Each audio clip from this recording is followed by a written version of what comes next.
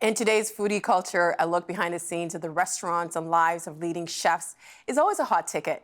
But the documentary that opened this year's Hot Docs Festival, a TVO original, raises the temperature in another way too. The doc is called The Heat, A Kitchen Revolution, and it offers a searing look at the male-dominated industry with its focus on female chefs. It's a creation of feminist filmmaker Maya Gallus. It features chef and restaurateur Anita Lo, whose New York eatery was the Michelin-starred Anita, and Ivy Knight, who writes about food for Vice, Playboy, and the Global Mail. And we're pleased to welcome them all to our studio tonight. Hi. Thanks so much for all being here. Before we start our conversation, let's show the audience what we're talking about. Here's a trailer for The Heat. Women have been cooking forever. Women have been the one that cooked for the chef or the man that became a chef. Usually it's like, oh, my mom used to cook this for me. And I was like, okay, so women have been cooking all this time, but you can't make it to a professional side? That is the irony of this, you know what I mean? It's not like you always recall your dad cooking for you. Kind of a thought to ponder, right? Maya, why did you need to make this documentary? Well, I did actually need to make this documentary because there really was nothing like this out there that I could see. I have seen many documentaries on chefs, and they were always all men. Mm-hmm. And it's ironic what she just said, the piece that we just saw, right? Yeah, I mean, you know, so there is this irony, and of course that wasn't lost on me. And I had made a film about women in the service industry, Dish, about waitresses, and so it just seemed like a natural extension to look at the women who were behind the stove slaving away. What is it about this industry that interests you? You know, there's something fascinating about filming in kitchens, and I haven't quite figured out what it is, but I do know that food is something that is important to all of us, that has great significance on so many different levels, emotionally, culturally, and we connect to it. It's about nurturing emotional memories. There are just so many different levels to food and the preparation of food, which is why I think also this whole proliferation of foodie culture and reality TV around food documentaries and food shows, I think that's partly why it's happening. There's something very comforting and reassuring about watching people prepare food. And the audiences respond to it. And Ivy, I'm guessing this industry is also probably a very small community. Did you have any reservations about participating in this documentary? I did a little bit, but I have not been in a kitchen for quite a while, so I did my time in the trenches. You were there for I spent 10 years, right? Cooking. Okay. And I've been out for about 8 or 9 years, and so I had a little bit of distance, so it was a bit easier for me. But I still had trepidation. Why? Because I was part of that culture, and to be ripping back the curtain and saying, look what we've been putting up with, it's a little bit frightening. But then Maya is so skillful, she just took everything I had. And, And did what? and used it for the film. But like, she just, you can't hold anything back when you have a good interviewer, and Maya's a very good interviewer. So she got a lot out of me. You were in the industry for 10 years, but in the documentary, you say that it took you 5 years to leave. Why did you want to leave? At the 5-year mark, I realized that I didn't want to be a head chef, and that's sort of the end game if you're in it. If you're just going to be in garde-manger for a career, it doesn't really make sense. You have to move up. And I knew that What is that, by the way? Garde-manger would be like your starting position in a kitchen, so it would be like salads and appetizers. So it's not really a place where you make a career. And I knew that I wouldn't make a great head chef because I didn't have the personality for it. And the endemic abuse and the horrific pay and the incredibly long hours were killing me. That being said, I also like the camaraderie of the crazy kitchen. But I knew I wanted to be a writer and I wanted to get out, but it took me 5 years to get out because when you're really poor and you want to transition into another career, it's not the easiest thing in the world, and also transitioning into a career that doesn't pay very much either. It took a while. It takes planning. Yes. Anita, at the time this was done, you ran one of the most successful restaurants in New York City, and you were the chef. You ran your own kitchen. Why did you want to participate in this documentary? Well, I do think we've been underrepresented, and I think the culture at large around gender needs to change. So if someone who is skilled like Maya can tell that story, hopefully we can change the way people think. And I noticed too in the documentary, you said you didn't want to be identified by your gender. You just wanted to be noticed for your work.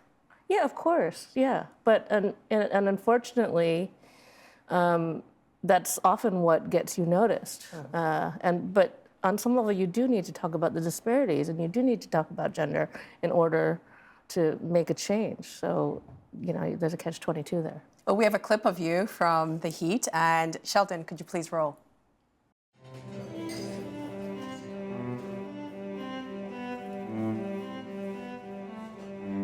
There's a saying that men cook for glory and women cook for love.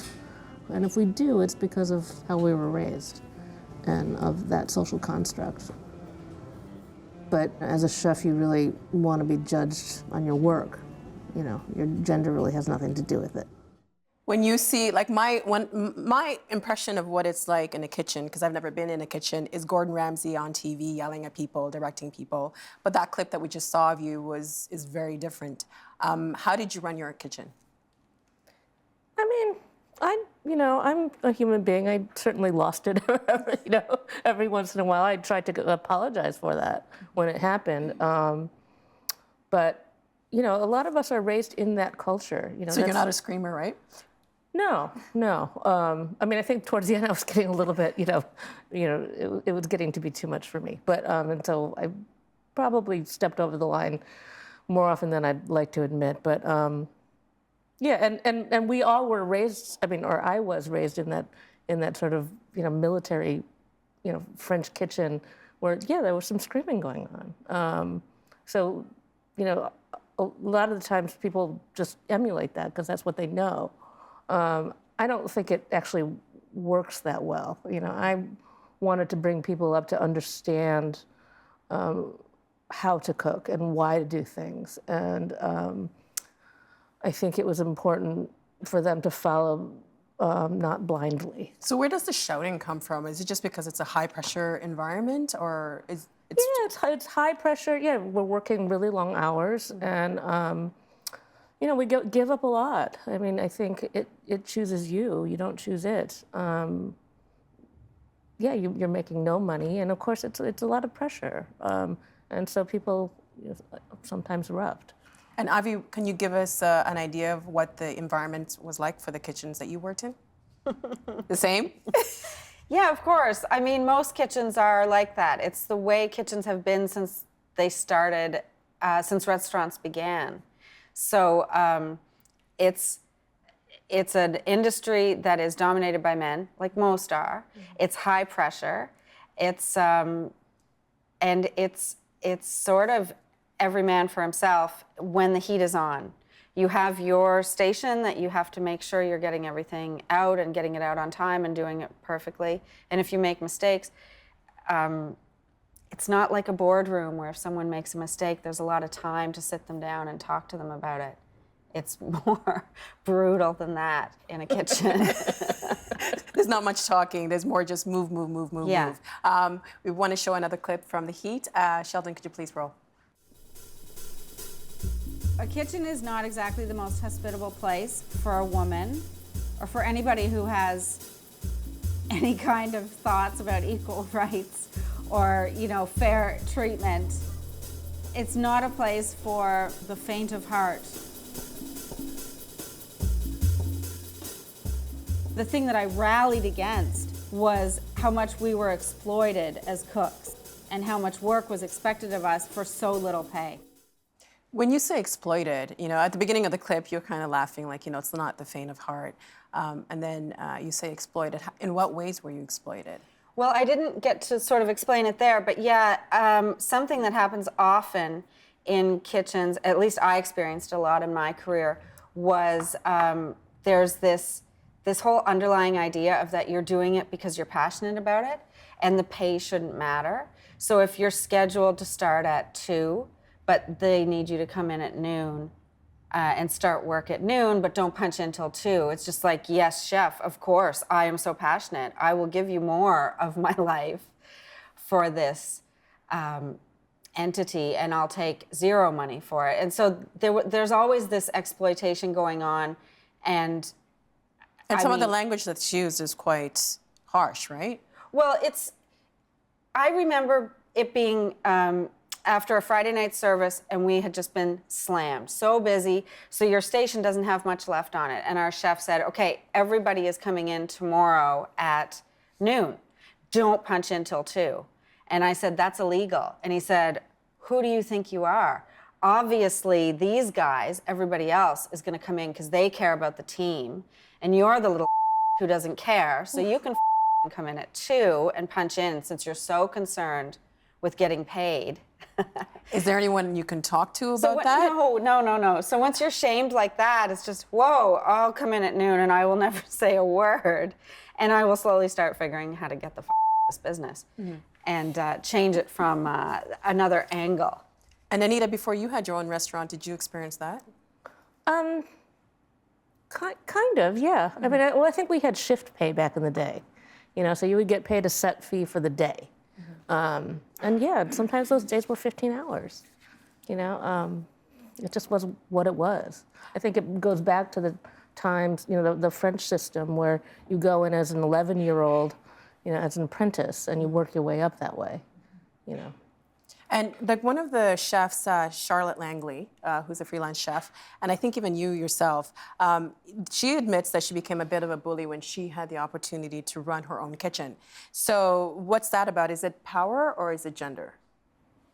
Well, I don't know that it's necessarily that simplified. I think that we emulate the culture that we're working in and that we're raised in. And so if you're immersed in a particular culture, which in the case of the kitchens that the chefs are speaking about, a very macho environment, then many people are going to emulate that or find a way to kind of just keep your head down and do your work to the best of your ability and stay out of trouble, if you like. And really what I think Charlotte was talking about was not so much bullying people as that she felt that by the time she had gone up the ranks in the kitchen, that she had earned her stripes, so now she could, as she put it, sexually harass sexy young men in the way that she had been sexually harassed. And then at a certain point, she had a realization, wait a minute, I'm actually part of the problem by doing this. So it came full circle for her, as it does for some people, unfortunately, not for everyone.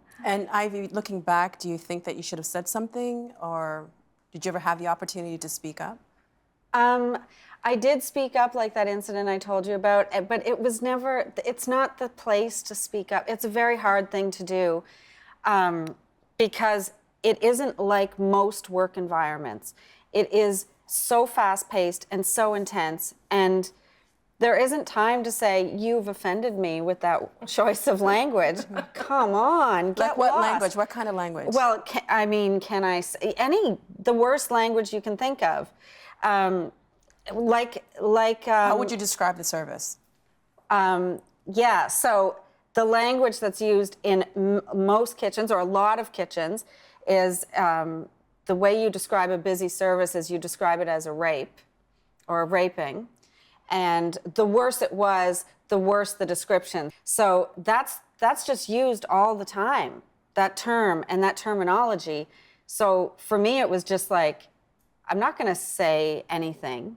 It's just subvert your gender, subvert the fact that the way that I personally know how rape works and how it feels, and just get rid of it completely and just head down and do your work. Yes, chef. And Anita, for you in your restaurant, did you consciously cultivate calm in the kitchen? Yeah, I wanted my kitchen to be relaxed. I think I grew up in a kitchen where, we weren't, there were some yelling at some times, but there was never any music or anything like that. I always had a little bit of music running in my kitchen. And, I needed the food to be exact and precise and consistent. So I had to be demanding, but at the same time, I wanted to be a reasonable person. Well, in the documentary, you say that you have a sense, there's a bit of a relief for you closing the restaurant because you were uncomfortable with the public persona that you had to present for Anissa. Why were you uncomfortable with that? In order to be competitive in New York City, you need to promote. And so you do need to have a brand. And, it's been interesting for me. It's something that I've wanted to cultivate. It was, a skill that I didn't really have before. And I think I've done okay, but it's still not, it's just not inherently who I am. I'm not a good self-promoter. And you're not? No. You voluntarily, so I think this whole branding thing, does that affect the food itself? Because now it's like your Instagram, your Facebook, your TV, your magazines. Do you think that's affecting the food, the quality of the food? Well, I think it's affecting I think like Instagram on some level is affecting what people are cooking these days. Mm-hmm. I don't think it affected my food. I basically ignored, social media. How does it affect what you're making? It doesn't. Oh no, I think there's some restaurants that are just, creating food so they can be snapped at, and make their mark that way. And it makes sense because you reach a lot of people on social media, more so in some respects than you do, print media. Mm-hmm. So you voluntarily close your restaurant. Do you miss it? I miss certain aspects of it. Mm-hmm. I've a lot of my old friends, like from way back when, that I would, you just never see, would come and see me there. Mm-hmm. I just saw my friend Julie Horde from elementary school. Mm-hmm. I saw her for the first time at Anissa. And I miss that. I miss being, having all that food around me. But there's so many things I don't miss.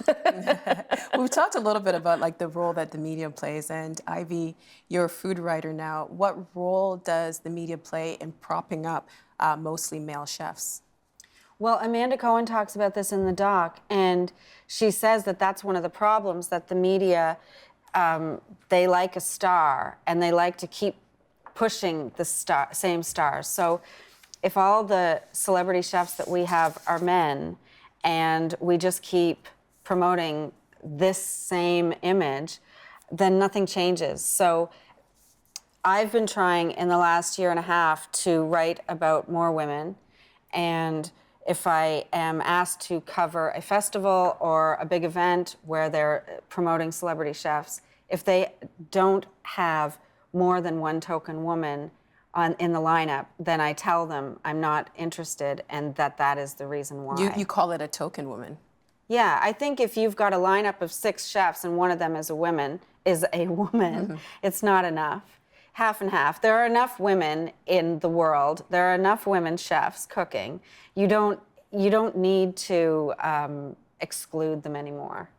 And the more that the press covers, the more that we in the media cover female chefs, the bigger names they get, and the more money they get, and the more restaurants they can open. And Maya, this whole media adulation when it comes to male chefs, how does that affect female chefs who are trying to raise capital to open their own restaurants? Well, I think it's very difficult for many women to raise the financing, as it is in many industries. It's difficult for women to raise the financing, and even when women do raise financing, whether it's in the restaurant culture or in the film industry or in other industries, women frequently just statistically don't raise as much unless they have assistance from family or friends in some way. So that is certainly an obstacle. However, then there are also very resourceful women who are saying, okay, I'll start with a small restaurant, or can't afford the brick and mortar. I'm still going to be a chef, and I'm going to do pop-ups out of my home, like Charlotte Langley. So there are many ways to get around these things, and hopefully the awareness increases, and also people sometimes have to make an effort to check themselves, check their own internal biases and their own sometimes unconscious bias about who they are promoting or who they are funding, who they are financing, who they are covering in the media. Also, you know, when you're going to a restaurant, you know, pay attention to, of course, go for the food and other reasons, but pay attention to maybe who is cooking and what you know about the culture of that place. And before you started work on this documentary, the Me Too, Time's Up movement, they hadn't started yet. How do you think this conversation fits into all of that? Well, I mean, it's certainly, it's very much part of the conversation. It's very much in the zeitgeist, and it's a very important global conversation. And I think we've really just, we're just seeing the tip of the iceberg. I think it's just really beginning in a profound way. And Anita, are there parallels between women chefs and their experiences in the culinary sector and other industries like film or media? Oh, certainly, yeah. Like when you were just talking about, you know, women not getting funding, you know, I'm thinking about the Oscars and Frances McDormand having everyone stand up and say, you know, these people have, you know, all the women standing up in the audience, these people have ideas. You people have money. Let's have a conversation. Yeah. Thank you, Ivy, Anita, and Maya for being here. If you don't get the opportunity to see the heat at Hot Docs during Hot Docs, we will be airing it on TVO later on this fall.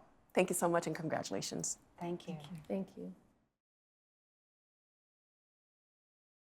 The Agenda with Steve Bacon is brought to you by the Chartered Professional Accountants of Ontario, helping businesses stay on the right side of change with strategic thinking, insightful decisions, and business leadership. Are you on the right side of change? Ask an Ontario CPA.